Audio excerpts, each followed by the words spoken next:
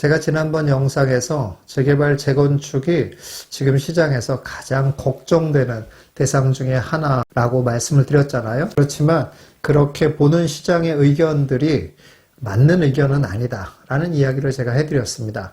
그런데 그는 수도권 일대에 해당되는 재개발, 재건축일 거다라고 어느 정도 눈치를 차리셨을 거예요. 그래서 지방의 재개발, 재건축은 어떻게 되나 굉장히 걱정에 차서 저에게 메일을 보내곤 합니다. 일단 걱정하는 내용들을 한번 살펴보면 이렇습니다. 조합장이 비리를 저질렀다. 조합장이 이제 해임을 하려고 한다. 비대위가 난립하고 있다. 비대위가 한두 군데도 아니다. 그래서 서로 매일 서로 상대방을 비방하는 그런 비방 문자들이 계속 날라와서 도대체 어떤 비대위 편을 들어야 될지, 지금의 집행부를 믿고 나가야 될지 잘 모르겠다. 게다가 단톡방에 들어가 보면 하루가 멀다 하고 설계가 잘못됐네, 건축비를 과다 계상했네, 별의별 얘기들이 다 많아서 이걸 엎어야 된다. 아예 안 하는 게 낫다. 또 추가 분담금은 또 어떻습니까? 추가 분담금 1억이 나오네, 2억이 나오네, 심지어 실제로도 그런 사례가 있지 않습니까? 서울의 재건축 같은 경우도 추가 분담금이 5억이 넘게 나오는 그런 일도 벌어졌잖아요. 예, 그러니 이거 추가 분담금이 상상을 초월하게 나올 수 있다. 그러니 지금이라도 이건 때려쳐야 된다.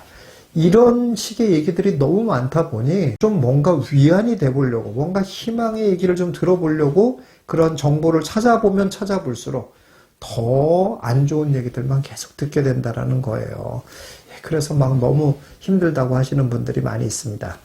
자, 그래서 지금 이 시점 지방의 재개발, 재건축은 어떻게 봐야 되는지를 한번 살펴보도록 하겠습니다. 이런 지방의 재개발, 재건축을 바라보는 것에는 세 가지 측면이 있어요. 보통의 사람들은 이 세 가지 측면이 뭔지도 모르고 그냥 다 걱정되는 것들이라고 해서 뭉뚱그려 생각할 수밖에 없습니다. 그러다 보니 그냥 다 걱정되는 얘기들 투성이라고만 생각을 해요. 그러나 그렇지 않습니다. 일단 이 세 가지 측면이 뭔지를 좀 보셔야 돼요. 첫 번째 측면은 뭐냐면 재개발, 재건축이라는 거에 본질적인 사업의 모양새가 어떤가라는 거에 대한 이해예요. 무슨 말이냐면은 재개발, 재건축이라는 것 자체는 어떠한 단지도 문제가 없이 되는 단지는 없습니다. 예. 모든 단지들은 다 문제가 있어요. 문제가 없을 수가 없어요. 이게 부동산 개발이라는 것이 사실 굉장히 이득이 큽니다. 근데 그렇게 이득이 크다 보니 어떻겠습니까? 사람들이 그래 치열해질 수밖에 없습니다. 여러분 조금 다른 얘기지만 상속을 받는 게 많은 사람들은 어떻습니까? 예, 그러면은 부모 자식도 없죠. 예, 형제 자매는 당연히 없고요. 부모 자식도 없습니다. 소송하고 난리가 나지 않습니까? 근데 그게 상속받는 게 많아서 그래요. 상속받은 게 적으면 어떻습니까? 적다고 해서 다 화기애애한 건 아니에요, 물론. 그러나 일반적으로는 적으면 그 정도는 아니죠. 아무래도 많으면 많을수록 다툼이 많고 분쟁이 많을 수밖에 없습니다. 그래서 부동산 개발이라는 것 자체는 이득이 클 수밖에 없고 이득을 나눌 부분들이 또 굉장히 많아요. 그러다 보니 구조적으로 분쟁이 많을 수밖에 없는 대상이에요. 그래서 언제나 정말 그야말로 아파트가 딱 다 지어지기 전까지는 끊임없이 잡음이 있는 것이 당연한 거다. 이건 재개발, 재건축의 기본이다. 여러분들이 이렇게 아셔야 돼요. 그런데 여기서 정말 이제 아셔야 될 건 뭐냐면, 그러면 우리가 그 내부에 깊숙이 들어가면 우리가 소유자 입장에서 그 내막을 좀 파악하면 어떻게 알 수 있냐? 그렇지 못하다는 겁니다. 이거는 사업의 영역이기 때문에 사실 어떤 변수가 있을지 몰라요. 심지어는 집행부도 알 수가 없어요. 아니, 여러분 생각해 보세요. 내가 조합장이에요. 그래서 내가 조합장에 뭔가 막 하려고 해요. 근데 어느 날 막 반대 세력이 나타나. 그리고 내가 해임이 돼. 이거 본인이 압니까? 모르는 거예요. 그러니까 내부에 들어가서 알고자 노력을 하면 알아지냐? 알아지지도 않는다는 거예요, 그게. 기업으로 치자면 사장도 이 회사의 미래를 모르는 거나 똑같아요. 알 수가 없어요, 그것도.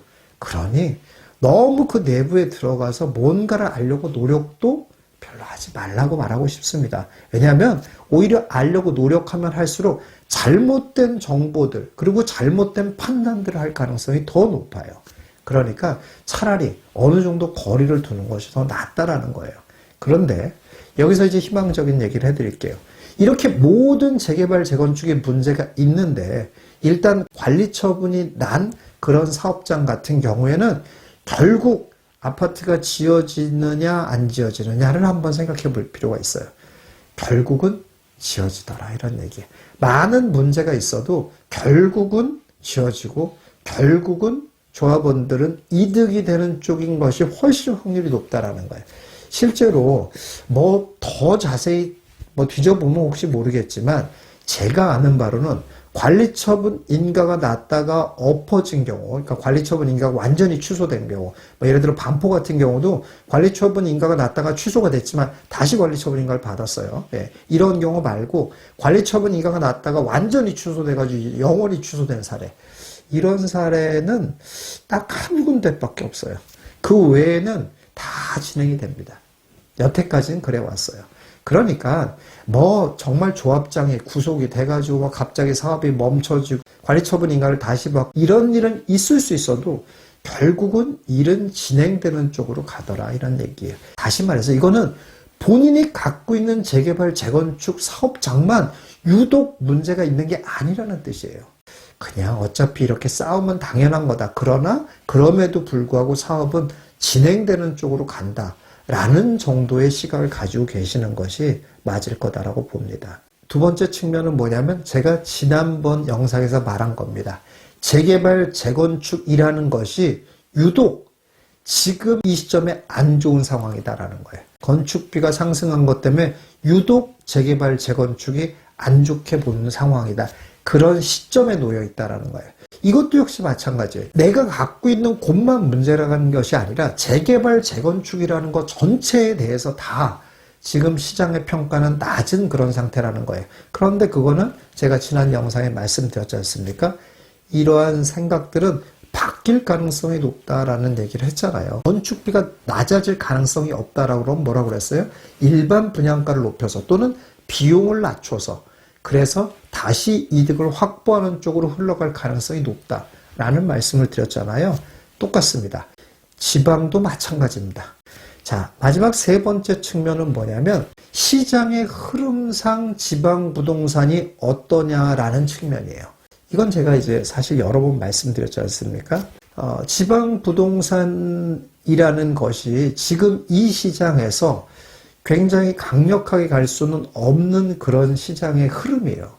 이러한 흐름은 앞으로 한 짧으면 3년, 길으면 한 5, 6년 정도 변할 가능성이 별로 없다라고 말씀을 드렸잖아요. 그러니까 이거는 시장의 힘 자체가 그래요. 그렇기 때문에 강력하게 갈 수 있는 여지는 없어요. 이거는 재개발, 재건축이라서 그런 게 아니라 지방 부동산이라는 것 자체의 힘이 그 정도기 때문에 그래요. 그런데 그렇다고 해서 강력하게 갈 수 없다고 해서 이게 안 가냐? 그렇지는 않아요. 게다가 구축도 아니고 신축으로 만들어지는 거고, 그리고 또 그런 자리들이 아주 중심가에서 떨어진데 이런 데서 잘 안 만들어집니다. 대부분 좀 중심가 쪽에 가까운 쪽에 재개발, 재건축들이 만들어지거든요. 그러면 이런 것도 지방의 핵심 부동산에 해당된다라고 볼 수가 있습니다. 그렇다면 어떻다는 얘기예요? 강력하게 가지는 않지만 완만하게 상승을 이어간다라고 봐야 된다 이런 얘기예요. 근데 여기서 포인트는 뭐냐면은 전체적으로 상승 정도가 완만해졌잖아요. 그래서 그 중에서도 당연히 상급, 중상급 이상을 할 수 있으면 좋겠지만 중간 정도 한다고 하더라도 다른 상승이 매우 높지 않기 때문에 그래도 따라갈 만하다 이런 얘기예요. 이건 마치 이런 거나 똑같습니다. 내가 상승장 때 내가 막 1억을 벌었어. 그래서 막 너무 좋아했어. 그런데 남들은 알고 봤더니 다 10억을 벌었어. 이러면은 내가 뭐 한 거지? 이런 생각 안 듭니까? 맞습니다. 그 생각이 맞는 거예요. 내가 1억을 벌었다고 좋아할 게 아니라 그냥 평균적으로 다 1억이 올라버렸어. 그러면은 사실 2억이 오르고 3억이 오른 거를 내가 갖고 있어야 의미가 있는 거지 1억 오른 거 가지고 좋아할 게 의미가 없다는 거예요. 왜냐하면 다 같이 올랐으니까. 이걸 반대로 생각하면 어떻습니까? 내가 하나도 오르지 않았어. 그런데 남들이 오른 것도 보니까 2, 3천만 원밖에 못 올랐어. 이런 식이 된다고 하면 그 격차가 크지 않잖아요. 이 격차가 크지 않다라는 것은 우리가 언제든지 회복하고 다시 일어날 수 있는 그런 여지가 있다는 것을 의미합니다. 그렇기 때문에 혹시 지난장에 높은 금액으로 지방의 재개발, 재건축을 산 사람들은 기대를 어떻게 가지셔야 되냐면 한 3, 4년 정도 기다렸다가 원금을 회복할 수 있는 정도를 목표로 삼아야 되겠다. 이렇게 여러분들이 보시는 게 좋을 것 같다고 생각이 듭니다. 여기서 지방 재개발, 재건축이라는 건 지방 재개발, 재건축 초기의 물건들을 얘기하는 건 절대 아닙니다. 재건축은 사업 시행인가 이후, 재개발은 관리 처분인가 이후를 말씀드리는 거예요. 그리고 또 비교적 중심권에 가깝게 있는 이런 물건이라면 최소한 완만하게 상승은 한다.